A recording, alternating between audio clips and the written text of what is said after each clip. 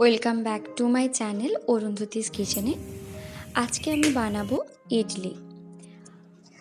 তোমরা দেখতে পাচ্ছ ইডলিগুলো কতটা সফট হয়েছে আর খুব স্পঞ্জি হয়েছে। তো চলো তার জন্য কি কি লাগছে দেখে নিই।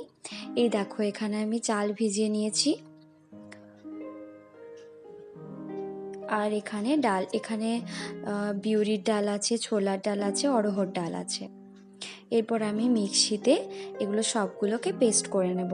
প্রথমে বিউরির ডাল, ছোলার ডাল আর মেথি দিয়েছি, আর অড়হর ডাল দিয়ে ওটাকে ভালো করে আগে পেস্ট করে নেব। আমার বিউরির ডালগুলো ভালো করে পেস্ট করা হয়ে গেছে।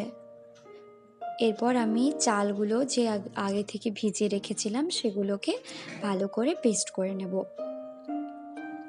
আমি এখানে 4 বাটি চাল ভিজিয়ে রেখেছিলাম, আর আমি এখানে তার সঙ্গে 1 বাটি বিউরির ডাল, অড়হর ডাল আর ছোলার ডাল মিশিয়ে সেটাকে পেস্ট করে নিয়েছি।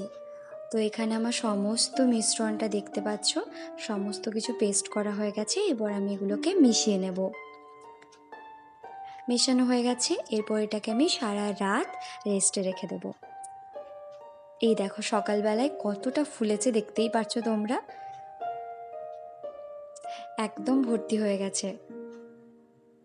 এই দেখো, দেখেছো কতটা ফোমের মতো হয়ে গেছে। এরপর আমি এখান থেকে একটা জায়গাতে তুলে নেব কিছুটা ব্যাটার।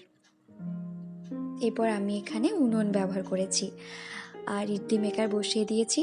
তারপর আস্তে আস্তে ব্যাটারগুলোকে এখানে তেল দিয়ে আগে ব্রাশ করে নিয়েছিলাম এই স্ট্যান্ডগুলোতে। তারপর এগুলোকে ফিল আপ করে আমি দিয়ে দিলাম এটা ভাপাতে। আমি কিন্তু ইডলির ব্যাটারতে অল্প পরিমাণ নুন দিয়ে তারপর এটাকে ভাপাতে দিয়েছিলাম, তোমরাও নুন একটু দিয়ে দিও। আর এই দেখো আমাদের রেডি ইডলি, কতটা সুন্দর হয়েছে তোমরা নিজেরাই দেখতে পেয়েছো।